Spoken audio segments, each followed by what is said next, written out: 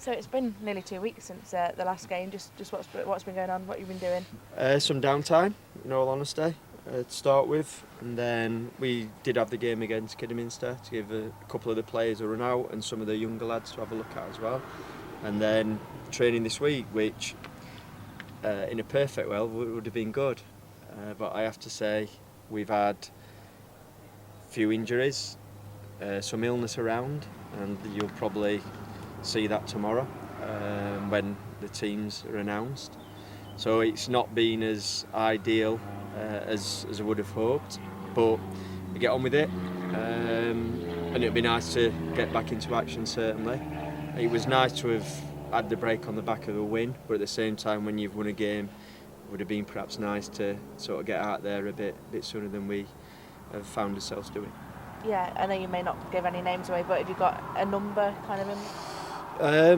We've definitely had sort of 5, 6 that fall into those categories. Like I said, I don't want to give too much away, obviously, but I think people maybe have a few raised eyebrows or be questioning one or two things, and hopefully that just makes sort of an understanding of when they do see the team sheet. Yeah, you said you had that kind of behind closed doors game. How did that go? What did you see from some players? It was obviously you saw the result, I'm sure. It wasn't a great performance, if I'm honest. They were quite strong, admittedly, but we got some minutes into some of the players. I think that was the biggest plus.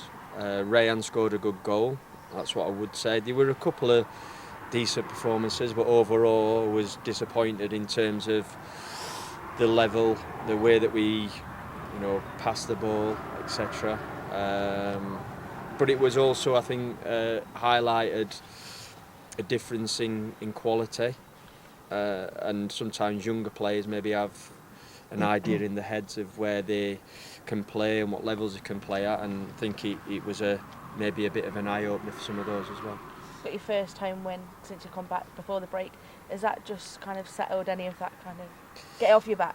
It is nice, but I'm not one to particularly lose too much sleep over that, as long as we're picking up points, which thankfully we'd had some decent away results, of course, but still nice, because you always like to enjoy any victory, but I think it's more getting it out of the way, respectfully for kind of press, because if not, it's always going to be that question that's asked again. So it was nice. It does seem a long time ago now, though.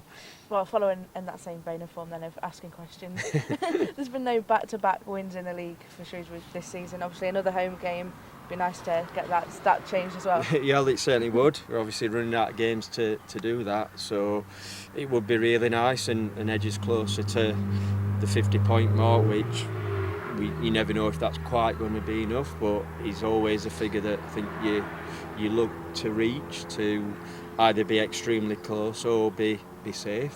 But we know in Oxford we've got a really tough challenge in the final playoff spot.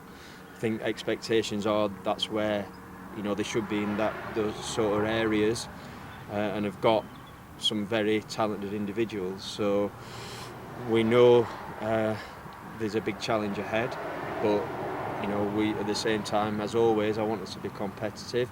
I want us to try and impose our game on the opposition as much as we can, but we know we're going to have to be good tomorrow if we want to put that record right of winning back-to-back games. You're going from a longer time between games to just Friday, Monday. Yeah. What does kind of the plan look like once maybe tomorrow's done and getting ready for Monday? Training both days and then travel on the morning to Bristol.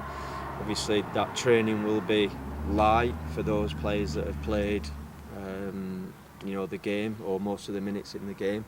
The others were a bit sort of top up for them. They won't have to run after the game really if we're training. And also very quickly look at Bristol Rovers from the weekend or Friday, and what line-up tactics they employed, etc. We've already done some of that work in advance because of it being a quick turnaround, like you said. But yeah, it's not the typical Easter what quite a lot of people will be enjoying. Hopefully not too many Easter eggs for the players either. I wanted to ask you about Aiden O'Brien. He played on the left of the kind of three last time out. Yeah. What did you, first of all, what did you make of him in that role? Thought he did well. He's clever. He's comfortable on the ball, tight space, can take the ball in. He sees passes, can combine well with people, and to be honest, that's I think his main position from when he was. That's how I remembered him, certainly from when he was at Millwall, which I know was a few years ago now, but. He's comfortable in that position, but he realistically can play left, he can play right, he can play as a 10, he probably can play as a centre forward, albeit I think he would be better probably suited with someone alongside him if that's a role that I asked him to play. How's he slotted back in since he came back on off loan? Really good. I said when I came in, I don't know if there was almost an expectation that he would just go back out on loan, and I think how things played out. He came in, he trained well, and straight away I was told that he was a popular lad within the group. Now, he's not here just to be a cheerleader, but I think there were maybe a few kind of false narratives around. That's the way I found it. Been no trouble whatsoever, trained well, he's got an enthusiasm to him, he looks like he still enjoys his football, and he's another senior player that I think can help the younger players as well. So I've been pleased with him. I think we have had to get him fitter, despite the fact he was out playing games at Sutton. Still think he's benefited. I see a difference in him, because at one stage I don't think he would have been able to play for as long as he did against Carlisle when we first came in, certainly. But using his brain as well and his intelligence to get his breather when he can. And some of that you can cut your running down sometimes by being in the right position. You've heard me speak about some players maybe, wanting to stop the game and move them. I think Aiden, you don't have to do that too much with him. He gets it, so that can also play into his advantage in terms of getting through games. So Oxford this weekend, you mentioned them being one of the teams looking to finish in the playoffs. Just how are you feeling going into the game? How am I feeling? Probably the usual. You kind of look forward to it in one hand. There's a bit of, not fear is too strong a word, but you kind of very respectful of what you're coming up against.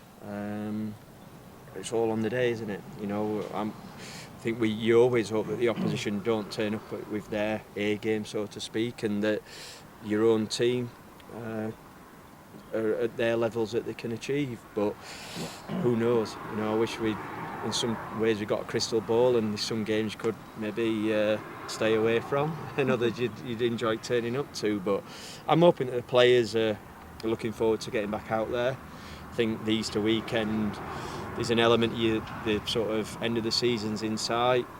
Also, a lot of people are maybe off work, things like that. It's usually a good feeling around. So hopefully we can get a decent crowd in and put on a good performance. You mentioned how you feel. What's your match day look like? Are you superstitious and getting up early and doing certain things? What are you like?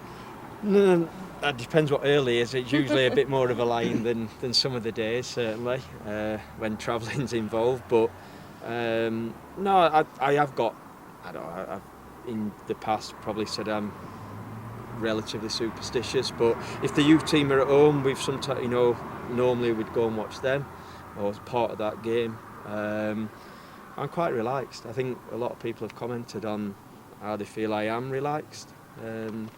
You say your messages, do your prep, you name your team, if they don't know it already, in the subs.